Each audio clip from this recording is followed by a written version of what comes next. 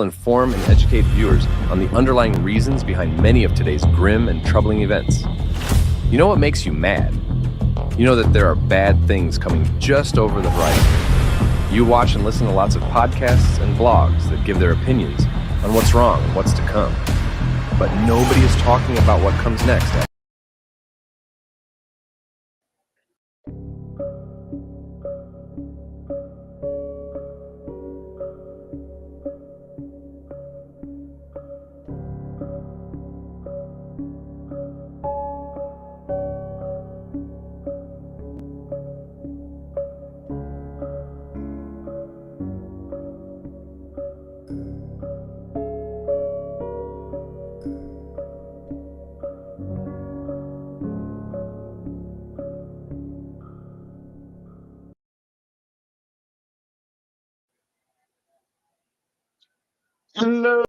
Hello, hello.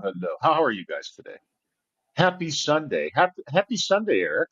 Hey, bud, it's a great Sunday. I'm telling you, I feel like I'm rocking on, baby. I feel good.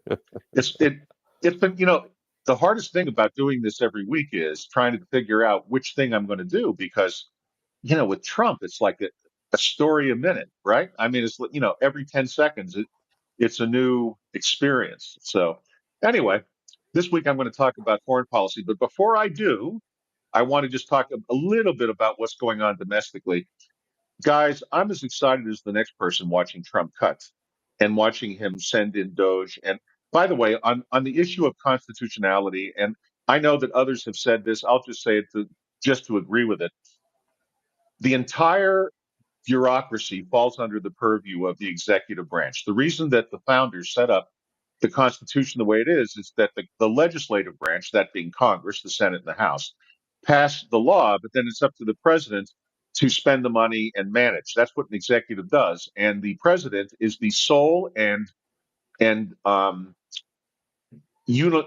What's the word I'm looking for? He has unitary. That he is Yeah, the unitary executive. There's no one else but the president that can make these decisions. The vice president is really there only if the president becomes unable to work or drops dead, or he's given a lot of power. And as a slight digression, I've never seen a vice president quite as active as J.D. Vance, but I'll get to that in the foreign policy thing in just a minute. But as far as, why USAID first?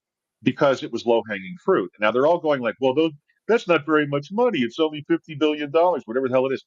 That shows you the cavalier nature of how the Congress treats your money. Let's just do a simple math. You can remember this every time you hear that's not a lot of money from some politician, particularly on the left. There are 340 million Americans. That means for every $340 million, which to them is a rounding error, we all save $1 of the debt that we own, and we're all on the hook now for over $100,000 each. When I say all of us, not all working adults, everyone, down to babies, we're all on the hook with this $37 trillion debt for about $100,000 each. So every journey begins with the first step. Every long journey. I forget who said that first. I used to attribute that to Mao, but he took it from some other early Chinese leader that I don't know the name of. But anyway, the longest journey is shortened by each step, and he's taking a lot of steps. And they started with USAID because it was easy and low hanging fruit, but now they're going into the Department of Education. He's laid off 1,000 people at Veterans Affairs. He fired all 200,000 probationary federal employees. And what we're all going to find out, everyone thinks that I saw a bunch of talking heads on the left saying that after USA, he went there because that was easy, but he'll find out that the rest of the government does things that we all need. We're going to find out that almost half of every dollar is either wasted or stolen. And when I say stolen, I mean legally stolen. So what they do is they set up these companies called NGOs. NGO stands for non-governmental organization. But the people who run the NGOs are all people who come from the agencies that the NGOs are doing work from. So basically, these guys work for 20 years for the government. They get a great big giant pension based on their average of $100,000. What's that, Eric? no, we're good. That was a cough in the Oh, okay. background. Sorry. Oh, you cocker, you little cocker, you. Anyway, then where was I, Eric? Oh, then they, well, I lost my fucking train of thought. Where was I going? Oh, No, the the NGOs. NGOs. The Okay. NGOs get created, and the leaders in The, those. the, the leaders of the people in the departments who are dealing with the issue that the NGO is structured to deal with, whether it's a consulting firm or it's a manufacturer, the same guys that they were regulating end up being the bosses at the NGOs, and this is the legal corruption. So money then comes out of the budget of whatever department it is and goes to these NGOs to execute on these various things the government does. Because you would think when the Congress passes a bill that's 5,000 pages long, that would be 5,000 pages of instructions of how to execute the bill. But in fact, there's not one page of instructions to execute the bill. All that is a bunch of other under the table special deals in the tax code and all other kinds of. That's just one example, but tons of little special favors. That's what all those pages are. The average government bill doesn't need to be more than a page, really. I mean, and historically, it's never more than 5 pages until about mid 1940s. Then it started going, ape shit crazy because of the welfare state, because of all the payoffs the government can do. But don't let them just tell you, oh, it's only a rounding error. All those rounding errors start to add up, just like your home budget. Just like when you start to get into trouble, the first thing you do is you sit down with your budget and see what can I cut. And maybe you have a subscription to um, Peacock. I'm going to use that because it's not very expensive. And the Peacock subscription is $9.99 a month. And you're looking and you cut it, even though $9.99 a month isn't going to save you.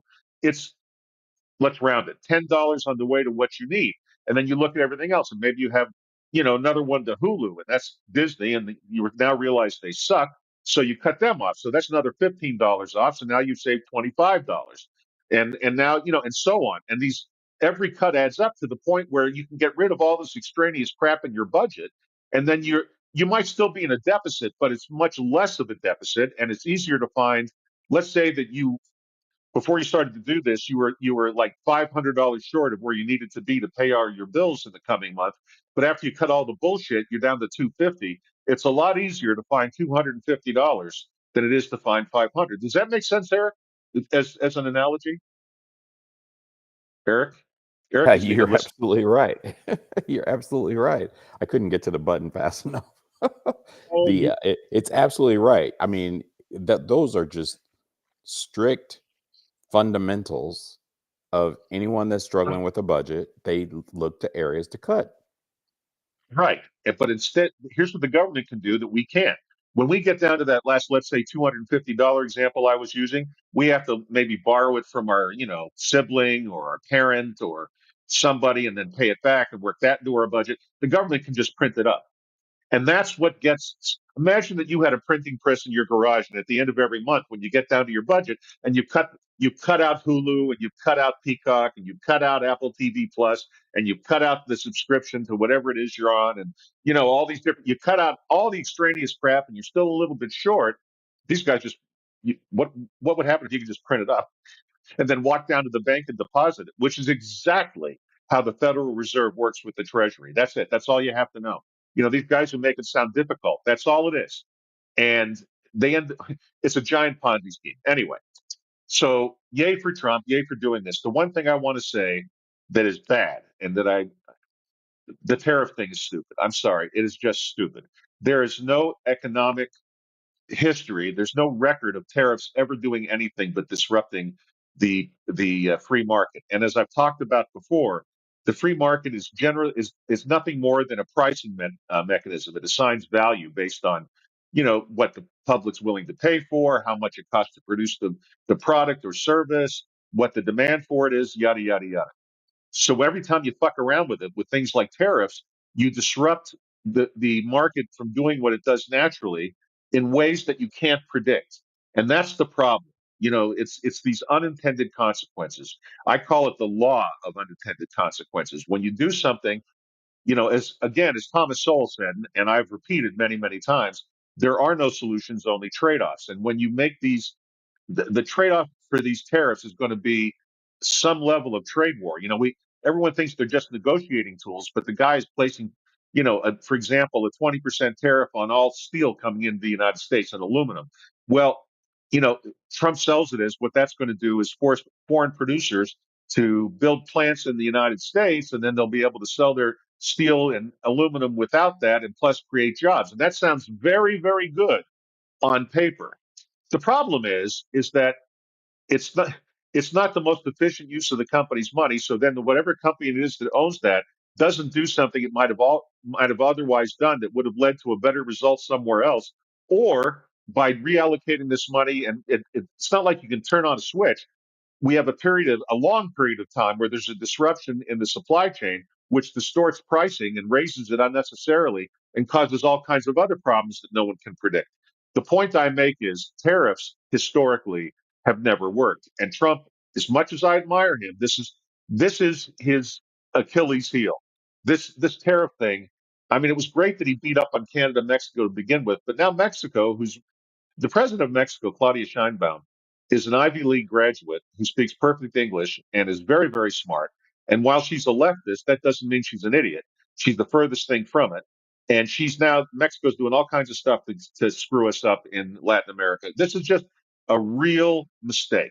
We're, we will win the trade war, but we'll leave our own economy in ashes while we do it. It's kind of like the Russia-Ukraine war, this is going to be my segue into foreign policy. It's like the Russia-Ukraine war. No matter what side wins, they lose. There's a million million soldiers have been lost, which are a million young men and women who are exactly in the prime of their lives, where they would be contributing to their respective countries' economies otherwise and helping it grow and prosper in the future. And now they're all dead. So who's going to replace them? And the answer is it's going to take decades if they can be replaced at all, because births have to do it, and the birth rates are not that high in the developed world. And well, you can see where I'm going with this. This has just been, you can lose even when you win. So let's stop the tariff thing, President Trump. Everything else you're doing is gorgeous, man. Going through the departments, cutting out the bureaucrats, eliminating as much waste as you possibly can. This is all great. And I really do think you can find at least $1 trillion worth of total waste and fraud, even if you don't go that deep. And if you dig, you can probably find the whole 2 trillion. Remember, the federal budget is about $7 trillion, give or take a nickel. So if they can find, let's say, 20% of the federal budget that's completely wasted or stolen, basically, in the way I just told you, legally stolen, and probably sometimes illegally stolen, then that's $1.5 trillion. And what that does, that won't balance the budget. We'll still be a half a trillion dollars in deficit, but it changes the trend line. And then if the economy can grow under it through the Trump's slashing of regulations, that's not getting any press time because it's not as exciting to talk about. But Trump, at the same time that Doge is in there hacking away line by line at the budget, there are other parts of the organization that are getting rid of regulation by the thousands that really just stand in the way of development. So this could be a golden age for America if we stop the stupid tariff thing. But the tariff thing has all the potential of screwing the whole thing up. So anyway, President Trump, let him go. Let's talk about foreign policy, shall we, Eric? Eric, baby, are you with me? Hit the button, baby. Yeah. Hit the button. Foreign policy. Let's roll. Okay. Let's roll. Let's not. Okay, so I wanted to ask you: did you happen to catch J.D. Vance's speech to NATO The summit. yesterday? NATO or the summit, the security summit? The summit, but the security summit is all the NATO countries. Did you happen to listen to the speech all the way through, all 19 minutes of it? Yep, I did. Yeah. So, but basically, he slapped the crap out of the Europeans and told them to stop censoring themselves and to stop. If you're saving the West to bring in more tyranny, that's not Right. a winning formula. Right. And what's going on the country I want to talk to you most about is Germany. So Germany right now, Olaf Scholz, who's the current prime minister of Germany, did you happen to catch the interview he gave after the speech where No. he was vituperative? Isn't it, by the way, isn't that a good word, vituperative? Yeah. That's what is probably it? too long a word to use in a podcast. Nasty. Just nasty and ready to rebound and strike back in a poisonous way. That's vituperative. And Olaf Scholz was openly mad at Vance and by association Trump, and went on to say how the Europeans won't do this. And, he's just trying to send a dog whistle, essentially, I'm paraphrasing, to the far right. Now, the far right in Germany, as they describe it, is a policy called the AfD. And it's basically, the D is Deutschland. It's the alternative for Deutschland. I forget what the word in German starts with an A, but I don't know it off the top. But anyway, it's the alternative for Germany. It's kind of like Germany's version of MAGA. And it's led, interestingly enough, one of the key leaders and the one who might end up being the new chancellor after the elections that are coming up is a woman who happens to be, I only mention this because it's interesting, happens to be a married lesbian who lives um, actually in Switzerland. So the city she lives in, which I think is Baden, is right on the border with Germany, and they just live on the Swiss side. But evidently, that's not a problem in Germany as it would be in the United States. But anyway, I've listened to her, and she's very, very smart. The far right, the point I want to get to here is whenever you hear the term far right given by the mainstream, whether it's in the United States or in Europe, they really mean the middle. So what's happened is their idea of the mainstream has been going. See, I'm going left on the screen, which is really right, right, Eric? So if I go this way, I'm going left, Yeah, you're right? going the right way. So okay, so they're moving to the left as you're facing the screen, and the further they go to the left, um, the more, and they think that's the middle. They think, censor what JD Vance was talking about, censoring speech. Olaf Schulz said, free speech doesn't mean allowing hate. Yes, it does. That's the whole point of free speech. Right. Free speech doesn't mean letting you speak what everybody agrees is a good thing. That's not free speech. That's being a parrot. That's like my shirt, Orwell. That's Orwell. My shirt says make Orwell fiction again. That's it. When everybody has to be told what's allowable speech, and certain kinds of speech is ruled out, you don't have free speech. So yeah, the whole idea behind free speech is you're allowed to insult people and say things because one person's insult is another person's revelation. You know what I mean? It's all perspective. So if I walked up to, Exactly. let's say, yeah, so if I walked up to an environmental activist today, a climate change nutcase, and I say what I believe to be factual, which is there's not a shred of evidence that climate change is going to be catastrophic. Even the worst case projections from the United Nations, the IPCC report, predicted a 5% impact on global GDP in the year 2100. Well, um, guys, 5% is serious, but it's not catastrophic. Calm the fuck down. And the arrogance of thinking that we can solve now what probably technology will solve 10 years out with AI, especially, is unbelievably stupid. So all of what Germany has done, and the reason I'm focusing on them is they have really bitten their so-called mainstream went so far to the, I keep going the wrong way. Anyway, went so far to the left that they just they lost track of where reasonability was. So Germany had a pipeline set up to Russia, and for their natural gas, which they just assumed would always be there. They didn't see they somehow didn't anticipate that that NATO was instigating a war with Russia that was going to cut them off, and then they put in all of these wind farms and solar farms, more than almost any other country in the Western world, anyway.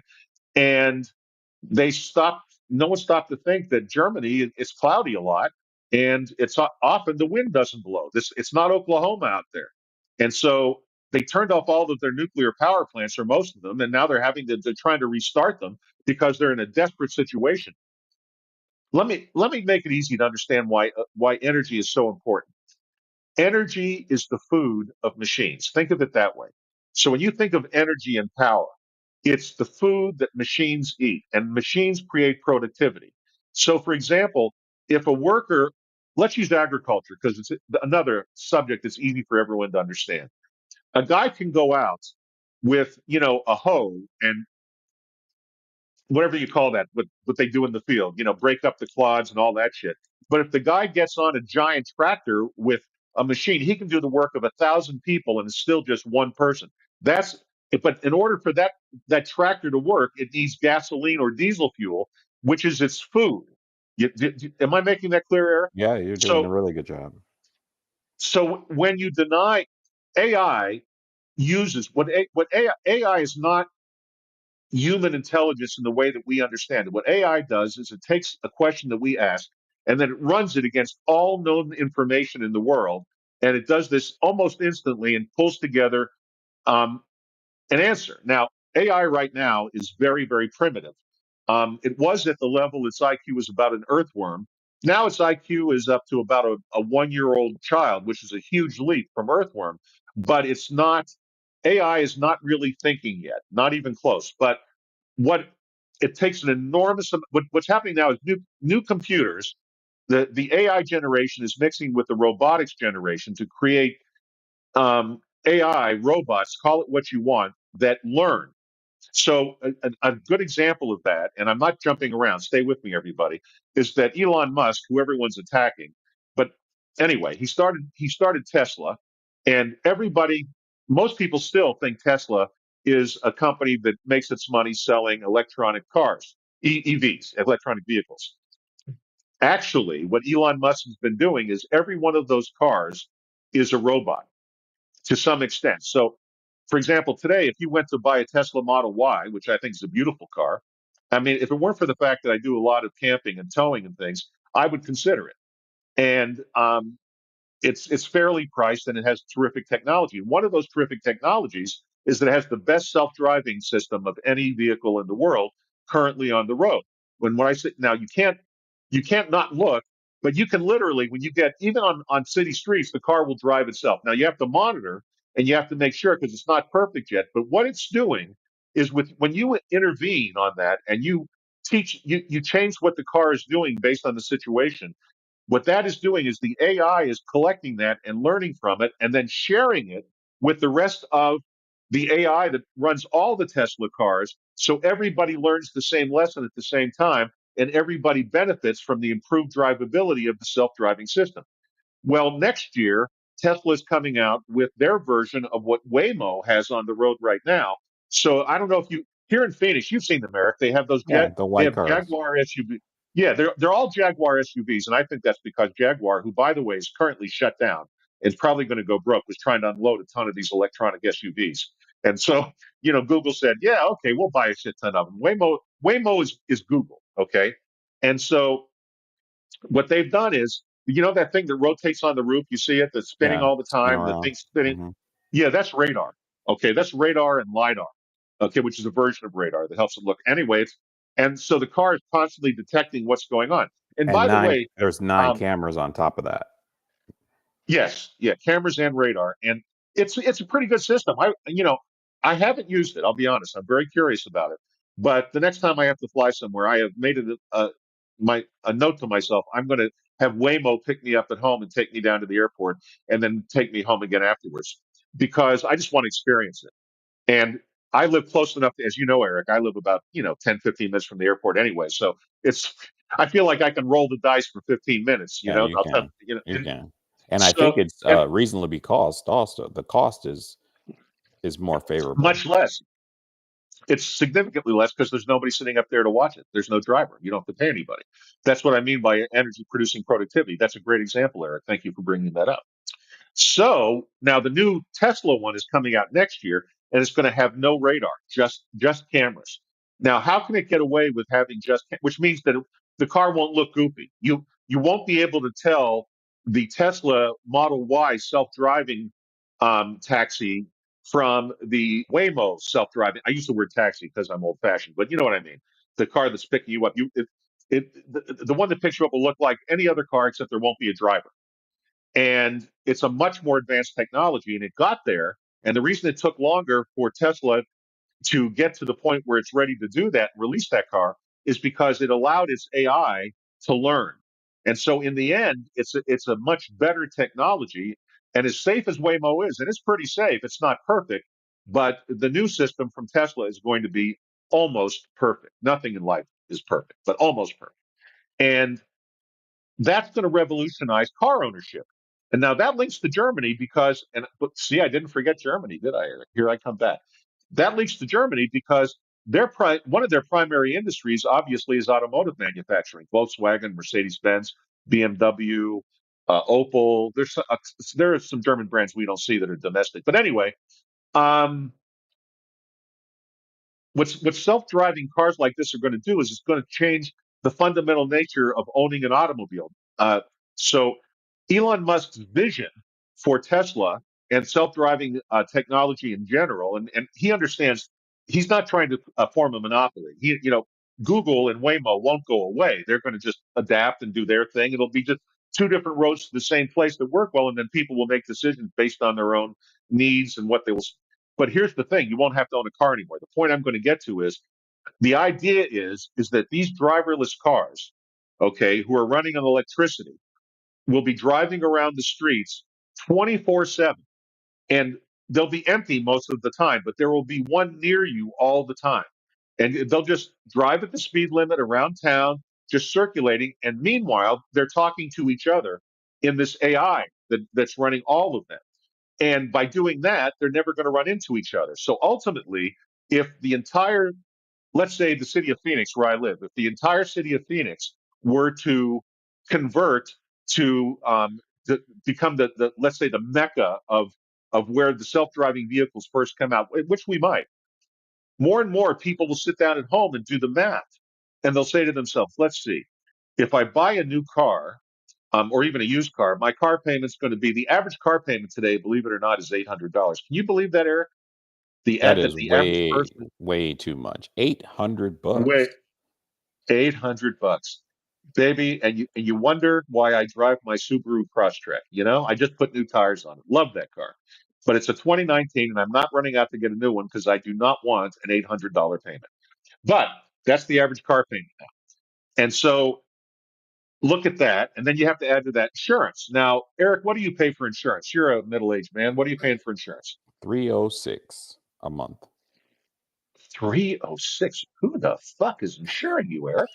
I'm Okay, telling you, Eric, it's crazy. does anyone in your family a veteran? Is your father, mother, brother, sister, anybody that you're remotely connected to a veteran of the United States? I'm Yeah, not changing the subject. yeah. Mm-hmm. That. Okay, you got to join USAA. My insurance is half that, and I think that's unreasonable. I don't know. You and I drive. I mean, you drive a Toyota and I drive a Subaru, but they're similar cars, and I'm spending half what you're spending. That doesn't make any sense. Right. Especially, and you mean Toyota. There's nothing better, right? You should anyway. So I think you're getting gouged, Eric. But I'm just saying, I love you, man. Join USAA, That's a if you plug. can. And yeah, well, it is and it isn't. I mean, I belong to USAA and I use Navy Federal Credit Union because they're awesome. But like not everyone can join it, so it's not really an ad. But anyway, if you can, let me just tell you guys, if you have some military connection in your family where you can join USAA, like all four of my children belong to USAA, everything they do is first class and slaughters everybody else, generally speaking. Just saying. It's not just insurance, it's almost everything. But But when I say everything, insurance. I will throw in Navy Federal is the bomb. Oh, the bond. It is The best. as a bank. Oh my God. They're so awesome in every way. They try so hard to keep their customers happy. I also especially love the part where they reimburse me my transaction fees from ATMs that aren't in their system, which is awesome. Because that when I go to the dispensary and they charge me $3.50 service fee for using my debit card, I get my $3.50 back. God bless you, Navy Federal. Just saying. Okay, back to the Germans. So the Germans, well, car ownership in general are going to affect the Germans and the Japanese, and to some extent, the Italians with Fiat, which is now Stellantis, with the French have put in Peugeot. So really, lots of countries are involved in automobile manufacturing, and the entire industry is going to go through an enormous change over the next 5 to 10 years. That's all it's going to be. It's going to completely change in the next 5 to 10 years because you put down that $800 for a payment, and let's say that no one's quite as expensive as you, but maybe they can't join USAA. So let's put down $200 a month for car insurance. So that's $1,000 right there. And then there's fuel. Okay. Whether you're plugging in your EV at home or you're filling it up with fuel, you're still spending money one way or the other. So let's figure you spend another $100 a month. You're just an average driver, $100 a month on either electricity or gasoline. So that, there's $1,100. And then there's maintenance and repairs you have to reserve for. So figure another $100 a month, about $1,200 a year. Surprise bullshit. Like I just had to put on 4 new tires. And as I'm driving around, I just noticed that I'm starting to get that little squeak that says I better get my brakes done. So there's another, you know what I'm saying? There's always something, even when Yeah, you own the there's more car for cash. cost. There's, Right. right. So you add all those up, you're looking at $1,200, $1,300 a month, maybe up to even $1,500 a month. When you could unless you're going to do a lot of interstate driving all the time. Okay. And most of what you do is around town. You go shopping, you go to the doctor, you take the kids to school, you're going to the basketball game, whatever it might be, that can all be solved by self driving cars. So when they have this system, when they're all out on the street, you'll have an app either on your phone or whatever takes the phone's place down the road. I think ultimately we're all going to have contact lenses. I'm not making this up, and we'll see everything through our lenses on demand, and we'll all do it by the how we. It'll be wild, but what our eyes look at any moment, it'll be really interesting. But whatever the device is, will then be connected to the network, and when you want a vehicle, you'll simply order one, and within 5 minutes, it'll be at your front door. And because they're always, think about it, they're always on the street, they're always driving around. There's always one just a couple of blocks from you everywhere. And the city, once it all converts over, will be able to take out every stoplight because the cars will constantly be talking to each other, which means they'll pass through the intersections in a coordinated way. And so there will be no need for stoplights. Get rid of stoplights, you get rid of congestion. When you get rid of congestion, traveling becomes very pleasant. And another reason why you wouldn't want to own a car yourself. Same thing true on the freeways when everyone is, backing up. Like here in Phoenix, I have to tell you, one of the places I like here in Phoenix that I enjoy visiting is Goodyear. Goodyear is it's right out by the Air Force Base here, and it's a really nice town. And when I go around it, I think to myself all the time, I could live out here. And I like Avondale too. Avondale's, these are cities for those of you who don't know are out in the west side of Phoenix, but you got to drive out I-10 to get there. And when I'm coming, I always time it so I'm going out there when they're going to work in the center of the city, and I'm leaving when they're coming home.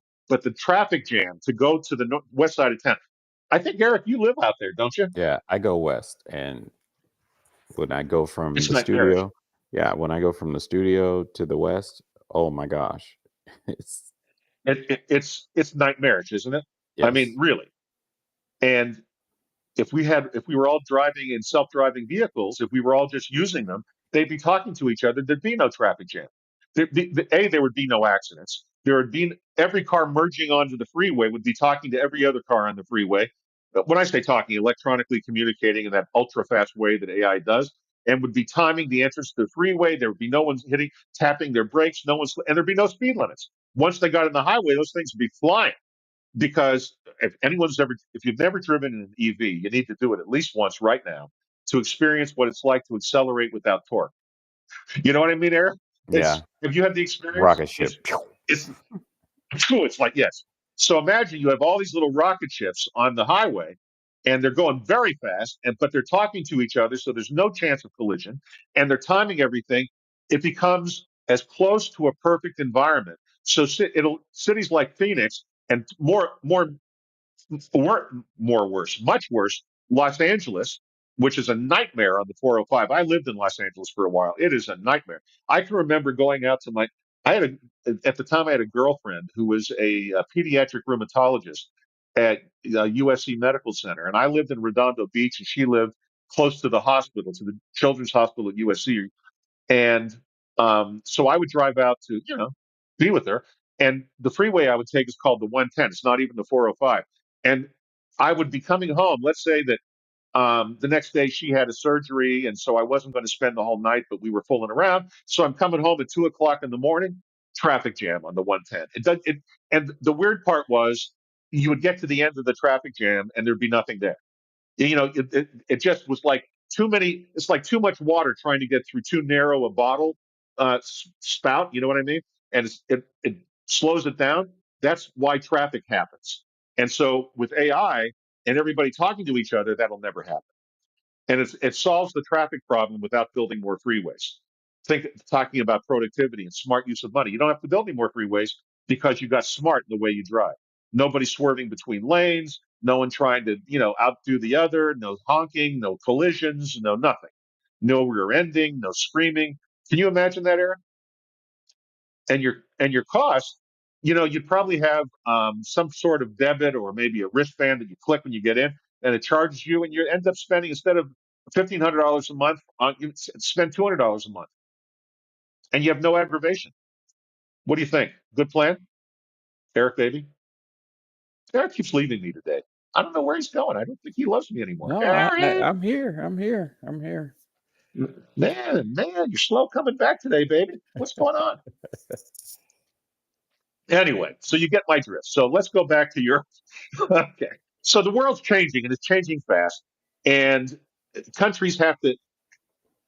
The most important thing a government can do right now is get the fuck out of the way because you've got to let your innovators innovate in order to keep up in a in an increasingly AI-driven world. AI, AI, AI. Remember those? Exactly. You're going to get driven crazy by that, but that's the entire future, and it uses an enormous amount of energy. So all the countries that have fallen for the zero emissions trap, which was unachievable to begin with, it was stupid. The whole world is listening to an uneducated 18-year-old girl. I mean, I, I don't understand that at all. But people try to have a discussion with somebody who's bitten on the poison apple of climate change, and they immediately shut you down. You can't even talk to them. The world's going to end. Well, show me your data. The world's going to end. They don't want to. They don't want to talk about the data part. But anyway, the world's not going to end. Humankind does three things well, my friends. Three things. Well, let me rephrase that. There are three things we can do about climate change, and two of them we do well.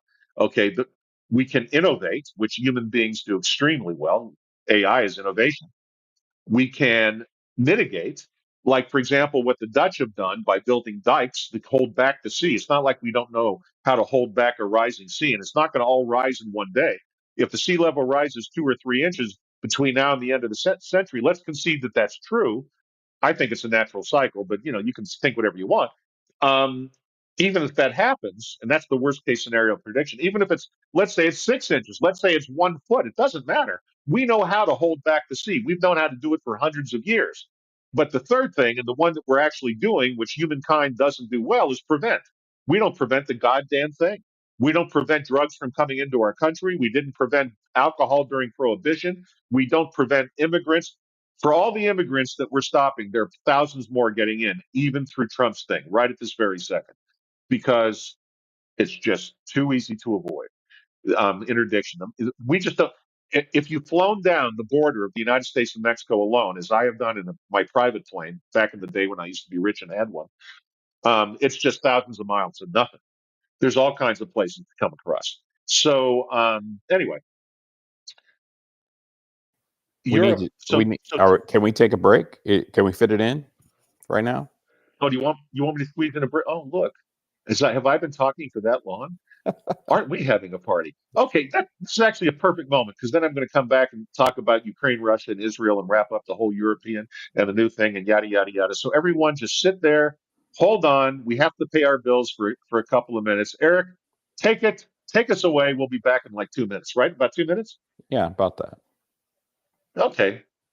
Window tint isn't just about keeping a low profile anymore. Introducing XPEL Prime XR Plus, the most technologically advanced automotive window film ever created.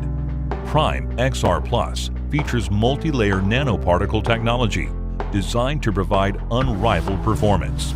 The unique multi-layer construction blocks up to 98% of infrared heat, keeping your vehicle's interior cool no matter the weather. Prime XR Plus also provides superior UV rejection, so you and your passengers stay safe from harmful cancer-causing rays. In the past, the only option was installing a darker shade. With Prime XR Plus, you can reap the benefits from our lightest tint to our darkest without compromising performance for visibility. With a digital world, clear communication is key. Unlike other high IR blocking window films, Prime XR Plus won't interfere with cell, radio, or data signal transmissions. Performance at its best. It's prime time. XPEL Prime XR Plus. Ask for it by name today. Ready to take your craft to the next level? Imagine faster extractions, purer products, and more profits. Sounds good, right? At Pure 5 Extraction, we've revolutionized cannabis extraction with our game-changing technology. No solvents, no heat, just the cleanest, most natural process on the market. Whether you're a boutique grower or a large-scale operation, Pure 5 has the tools to elevate your business worldwide. Visit pure5extraction.com today. Pure 5 Extraction, because your plants... Ugh, this air conditioner isn't working again. I'm roasting in here. Hi there. I'm from Canaloo Air. I'm here to fix your air conditioner. Canaloo Air is a family-owned HVAC company that specializes in residential air conditioning and heating. We offer a variety of services, including installation, replacement, repair, and maintenance. Canaloo Air. We keep your home comfortable all year round. Call us today for a free quote. Why Canaloo Air? Here are the top 5 reasons. Family owned and operated. We are committed to high quality service. Our technicians use the highest quality parts and equipment. The business is a member of the Home Advisor Elite Service Award program. And finally, we have an A+ rating with the Better Business Bureau. Visit our website, canilooair.com, or call us today, 602-609-3480, to schedule an appointment.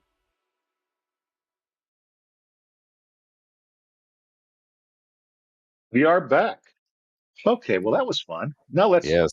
talk about what's going on. Let's talk All about what's right. going on. So Vance goes to Europe. He gives this speech. I went into all these digressions to explain how interconnected economies are and how fast things are changing. And the people in the mainstream are those that are resisting the change, and the people on the so-called far right are the people that are driving the change. But the cultural change is back to original Western values, which progressives can't stand. The far right is what's being called the far right is really populism, and populism right now is expressing the will of most people to get back to a world where things made sense. Men were men, women were women, right was right, wrong was wrong.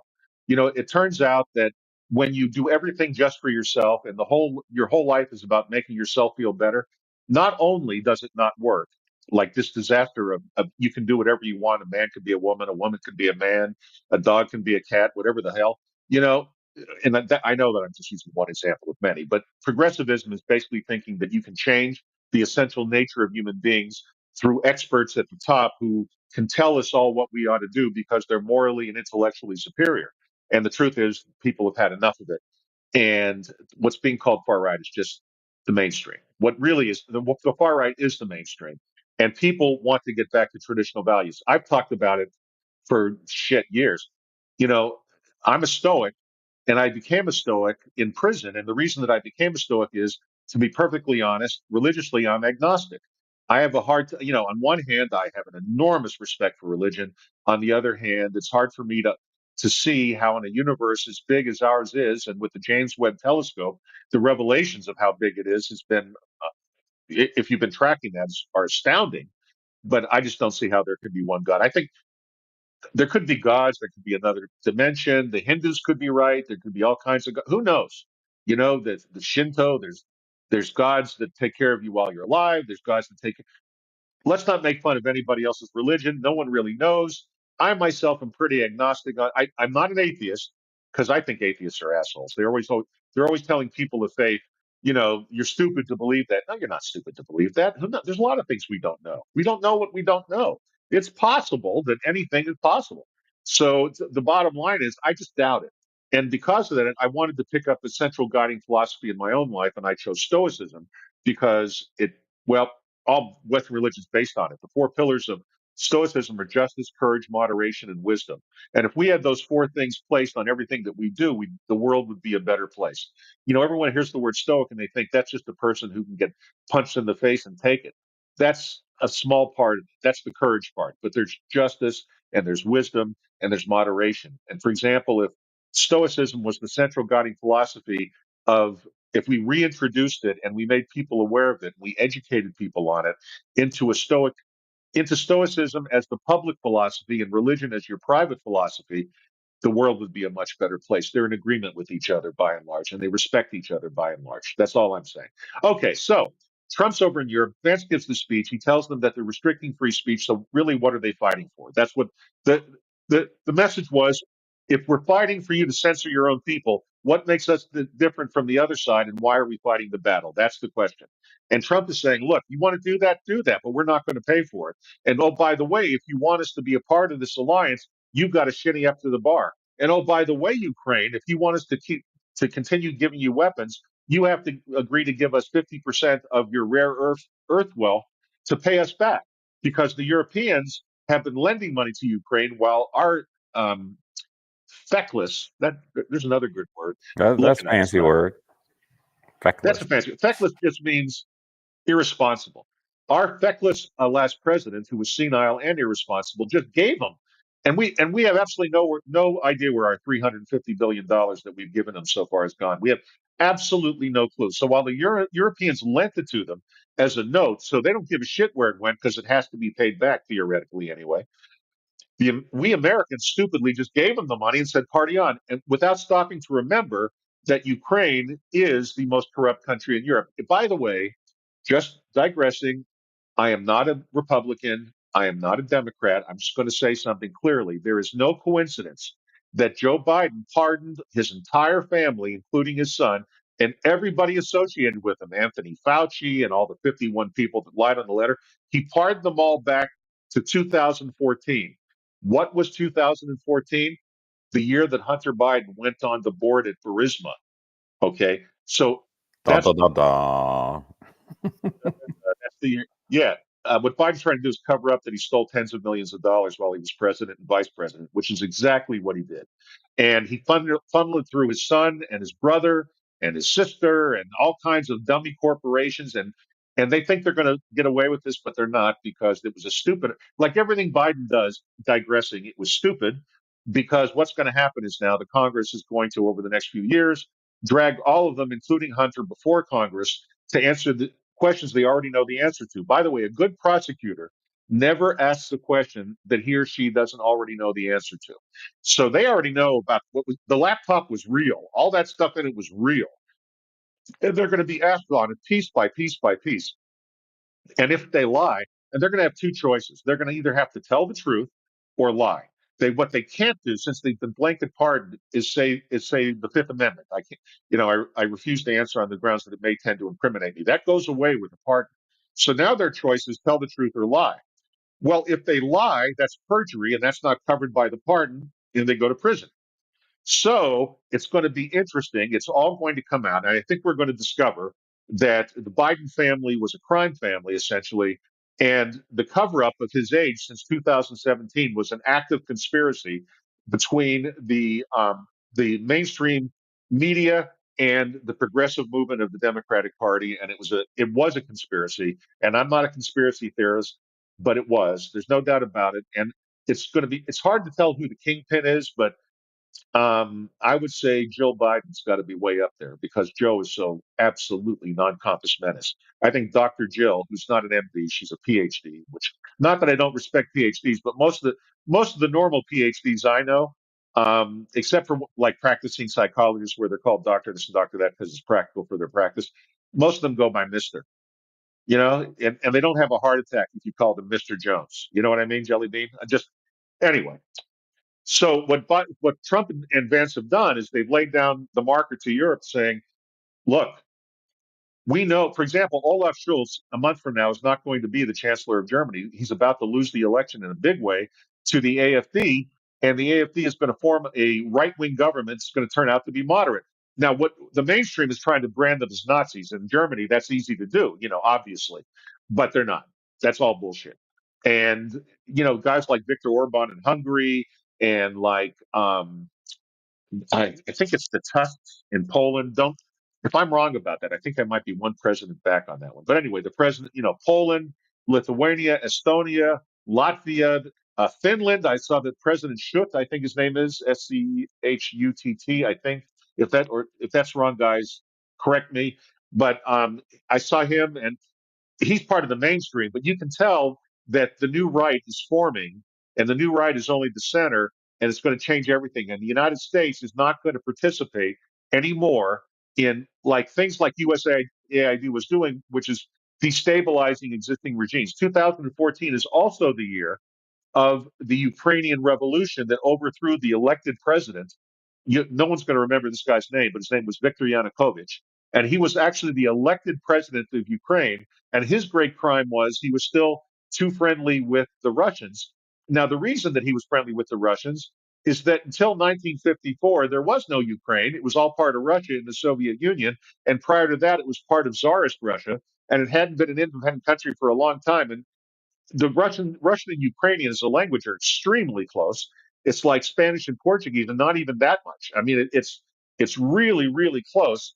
And on top of that, culturally, they share a lot. So lots of Ukrainians, the story that goes unreported is half the Ukrainians are just as happy to be with the Russians. And that's their right and privilege. Why? You know, and this all. So anyway, 2014, the CIA actively participates through USAID and funds the what was called the revolution, which was just a staged CIA revolution, and we overthrew the existing government. Hunter Biden goes on the board of Burisma, which is the country's major oil producer. The guy doesn't have a degree, but it's an art or something like that. It has nothing to do with oil and gas production or any other reason why this guy would be getting paid, $60,000 a month to sit on the board, and then make decisions. And then, Biden was bragging that they got rid of the prosecutor that Yanukovych had going after Burisma until the time of the overthrow. I could go on and on and on. But what Trump and Vance are saying is they're throwing the bullshit flag on all of this, and Europe is freaking out. But don't forget, folks, the Europe that's freaking out is the European leadership. And just like our Democratic progressives, they're just following the path of our Democrats. They're just a little bit behind. All of them are going to be thrown out over the next year or so. Macron in France is going to be gone, and Schultz in Germany is going to be gone. Everyone's going to be gone except the Prime Minister of Italy, because she's already part of what was called the new. And by the way, she has I don't know if you guys are old enough to remember, but Italy used to turn over governments about once every 3 months. And now Meloni, that's her name, Giorgia Meloni, has been in office for over a year, maybe 2 years now, and she's done a terrific job. And part of what she's done, the reason you never hear about her is because she shut off immigration. When boats approach Italy now from the Middle East, she turns them around and sends them back. She doesn't give a damn if they're full of starving children. And I know how callous that sounds, but children grow up into being adults. Where do terrorists come from? Children. And it's I love children, but you don't let in everybody just because you're thinking in the moment, aren't they cute? It's like in my daily job, I come in contact with a lot of veterinarians' offices, and I go in there and I see dogs all the time, and lots of times there are dogs for me to. I mean, I would adopt them all, but I don't know anything about their background, what the parents were like. I don't want to bring a vicious dog into my house accidentally, and when you get him as a puppy, you don't know. Well, that's the same thing true in immigration. When as they're coming in, was that a good analogy, Eric, or did I really go a little Yeah, that too was far? great. That was great. Okay. So anyway, guys, there's a new sheriff in town. The United States is going to. Last thing I'm going to cover, and then I'll wrap up. Trump is sending Doge into the Pentagon. Now, you would ask yourself, and this is what the mainstream is trying to allege, he's going to cut our national defense. This is the thing that gives us our influence. Yet, no, he's not. He just understands, and Elon Musk understands, and the genius now. Doge is over 100 of these geniuses, and they're growing every day. Musk is recruiting brilliant, brilliant young men and women to go in and pick apart the budgets line by line by line. And now that the Secretary of Defense, in the case of the Defense Department, Pete Hegseth, is on board, they're going through there. I mean, right now, the mainstream at the Pentagon, they are running out the door trying to steal as much money as they can before they get caught, and they're getting caught. Okay, they found a slush fund at the EPA the other day. There's the amount of waste and stealing that's been going on is going to make us all absolutely vomit blood when this is all said and done. When we realize how badly we've been fucked up the ass by the mainstream all this time. Pardon my let's just say colorful analogy on that one. So the bottom line is, guys, the defense will not be weakened. Tearing out all the filth and dirt and corruption and it's like getting the rust out from between the gears, and we're relubricating them, and everything's going to run smoothly, and we can do more with less energy because we're not gumming up the works with corrupt stupidity. Like building the F-35 in 19 states. That makes no sense, but that's all because of congressional districts and political donors. That's all coming to an end. Contracts where Boeing right now is having a heart attack, is probably going to withdraw from NASA because Trump has said simply, you bid X number of dollars. Oh, no. I was wrong. It's not Starship. That's another story. It's the new Air Force One. So Boeing bid to refurbish Air Force One. And all of you guys, I think, understand that there's more than one. Any plane the president's on is Air Force One. But the 747s that you see as Air Force One are actually a fleet of them. And they're being converted now to be more modern. But Boeing bid for the contract and won the contract. And the contract, if memory serves, was about $10 billion for the refurbishment of the plane. And suddenly they want to charge, 3 or 4 times that. And Trident and Trump told him Trident. Who's Trident? Trump and Biden. What the hell is that? I Try don't know. What was that? anyway. Try I don't Biden. know. That was Try illusion. I don't know. well. I did take a small hit of the Pure Five extraction in between the commercial. That could be it too. Anyway, um, so Trump is basically saying, we're just not going to do business that way anymore, and we're going to have a military better than it's ever been, spending less. You can do more with less when you use the modern technology. The computer systems of the Defense Department haven't been upgraded since the 1980s. Same thing's true at FAA. They're all screaming, "Oh my God, he's firing people in the transportation department." By the way, may I digress and say that I read an article this morning. This is Sunday morning, February the 16th, and I'm counting from Valentine's Day. And anyway, Pete Buttigieg has emerged as the new leader of the Democratic Party, according, I forget, it was one of the mainstream left wing rags. I forget which rag. I think it was Politico. It was Politico. They're reporting that now the Democratic Party is coalescing around Pete Buttigieg as their leader because they're looking for a new, fresh face. Th- okay, I hope. Wah I wah mean, wah wah.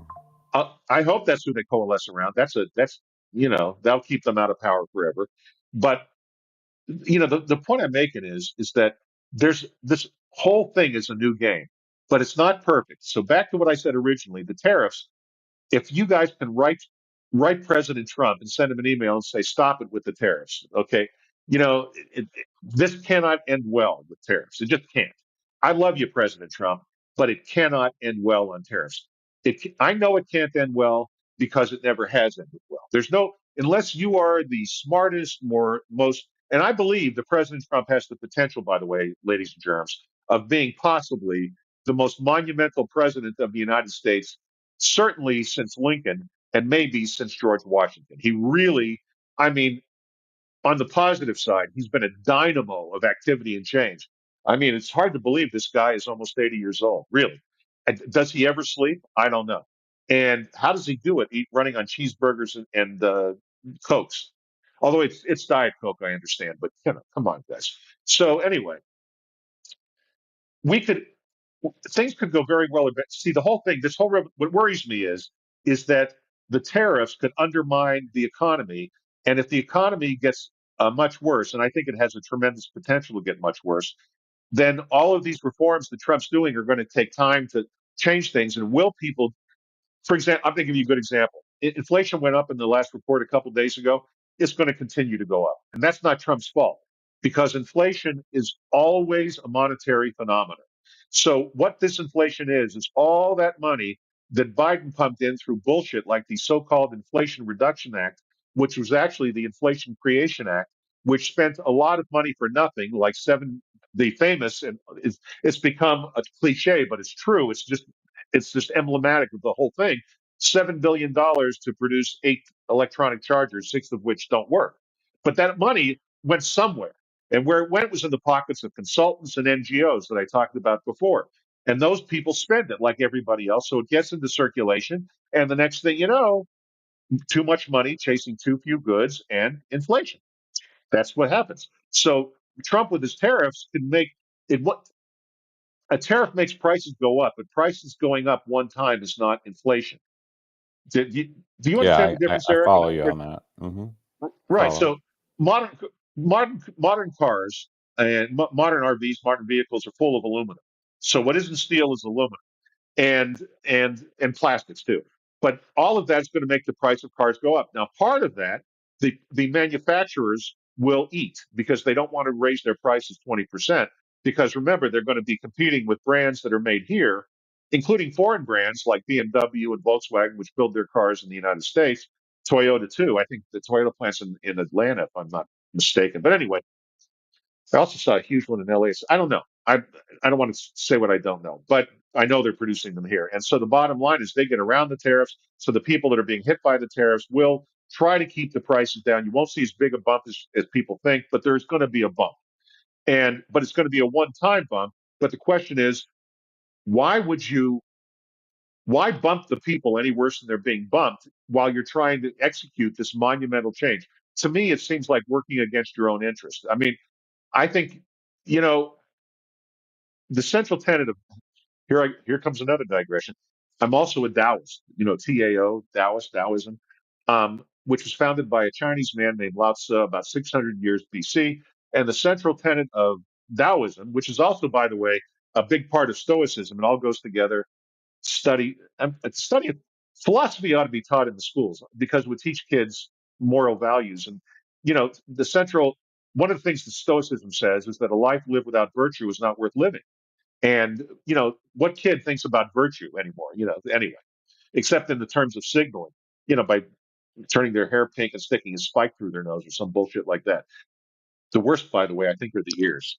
Eric, I can hardly look at those gauge things. How about you? When they start with stretching the ears out, like Yeah, this, no, it's not my jam. that's just, and it doesn't go back. After you take out the thing, and later on you realize what an idiot you were when you were younger, it's just going to hang there the rest of your life. So then you're going to have to go get plastic surgery to have it sort of corrected, which won't look right, and then you're an idiot. But I digress. Where was I before I went into plastic surgery?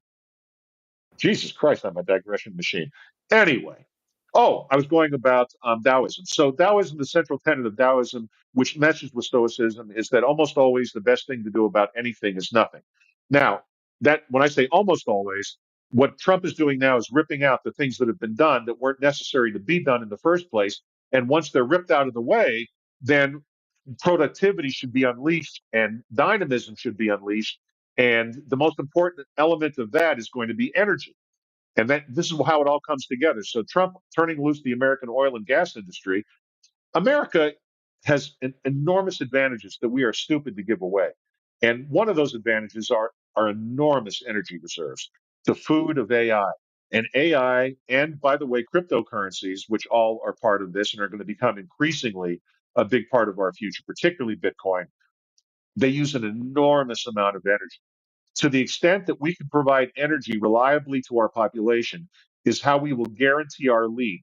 One of the things that net zero has done is crippled all the other idiots. And Biden was trying to make us join it, by the way. I mean, he did a lot of damage on the way, but not nearly as much as what the Europeans have done to themselves. So, unlike the British, oh my God, I'm not going to go there. It'd be another hour of talking. But they've done what the Germans have done too. Basically, they're not trying to, but they're going to end up deindustrializing. You cannot keep up with a country that has unlimited energy. Okay, add to that our 340 million people, and add to that still on the good news on immigration is still millions of immigrants are coming legally to the United States, particularly from places like India, where they're highly educated, and they're coming here with STEM degrees, science, technology, energy, math, and they're contributing, which we desperately need because our birth rate is too low to replace our own population. But this energy, our strength is our diversity, guys. This is what Americans, but not diversity in the way they talk about, like diversity, equity, and inclusion. Not the forced diversity, but the diversity of thought that exists organically when you have millions of educated, particularly educated immigrants coming into the country. Indians look at the world one way, um, Germans look at it another way, French in another way, Spanish another way, Chinese another way, Japanese another way.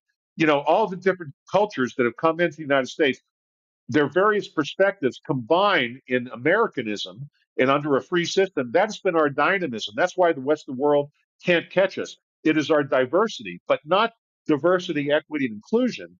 It's diversity of thought, regardless of where a person comes from. We are a nation that profits by immigration when that immigration isn't a bunch of criminals. Immigration is a good thing. I've digressed all over the place, haven't I, Eric? I've just gone on the digression wagon. Yeah, we got to wrap up. That up. was that we bring it all back home and close it down. Okay, let me bring it all back home. New sheriff in town. American foreign policy is going to become non-interventionist increasingly. This will increasingly freak out things like NATO, and a good thing that it is. I mean, ultimately, American troops should come home, and we should live happily ever after. And if Trump stops with the fucking tariffs, he might actually be able to pull it off. The danger is he's poisoning his own. Pride goeth before a fall. Trump has done a lot of things right. He is not God, those of you that follow him. He is not infallible. Okay, his mistake is the tariffs. Let's hope, and he's not even looking at them because I think right now they're on such a roll that they've become very, very prideful. And pride goeth before a fall. And that's what worries me. That's what worries me. Now, I don't worry every day because like I can't move objects with my mind. Worry is a waste of time.